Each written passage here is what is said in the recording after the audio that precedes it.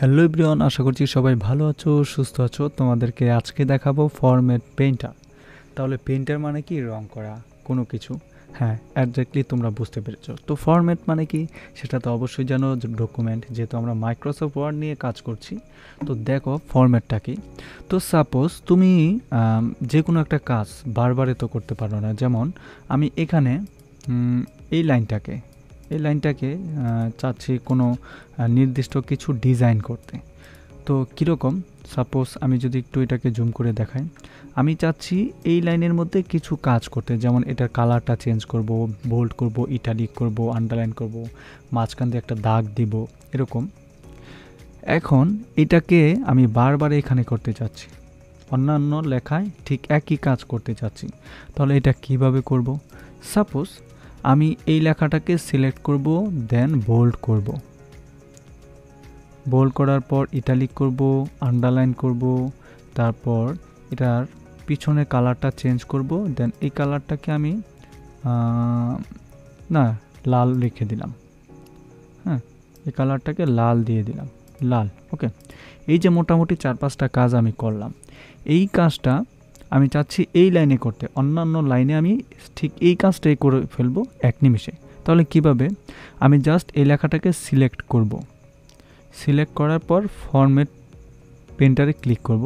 করার পর দেখো এখানে কিন্তু একটা পেইন্টার নামে চলে আসছে। ওকে, পেইন্টার। ওকে, আমরা আবারও যাই, খেয়াল করো। দেখো এখানে কিন্তু এটার সাথে মাউসের সাথে কোনো কিচ্ছু নাই। যখন আমি এই লেখাটাকে সিলেক্ট করে ফরম্যাট পেইন্টারে যাব, তাহলে দেখো একটা ব্রাশের মতো চলে আসছে। এখন আমি এই লেখাটা চাচ্ছি, এই ডিজাইনগুলো সম্পূর্ণ এই ডিজাইনটাকে চাচ্ছি এইখানে নির্দিষ্ট 2-1টা লাইনের মধ্যে দিয়ে দিই। তাহলে এটাকে জাস্ট সিলেক্ট করে ছেড়ে দেব, বোম। দেখো এখানে যা করেছি ঠিক এই কাজটা এখানে চলে আসছে।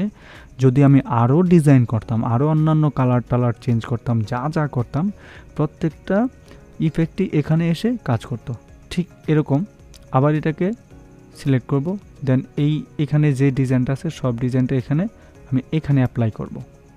বোম, হয়ে গেল। তো আশা করছি বন্ধুরা তোমরা খুব ভালোভাবে বুঝতে পেরেছো ফরম্যাট পেইন্টারটা কি। আমি আরেকটু ক্লিয়ারলি বলছি।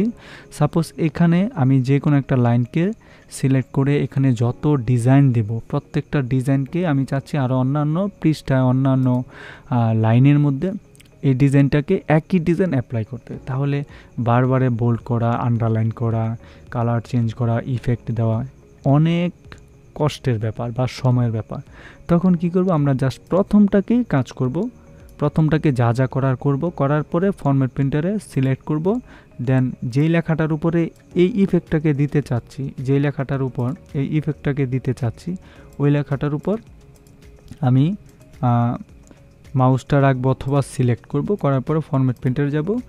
এখন যেখানে আমি চাচ্ছি এটা অ্যাপ্লাই করতে, জাস্ট এটাকে ধরে, চিপ দিয়ে ধরে আমি এটাকে সিলেক্ট করে ছেড়ে দেব। তো আশা করছি বন্ধুরা বুঝতে পেরেছো। Thank you so much. Let's go started.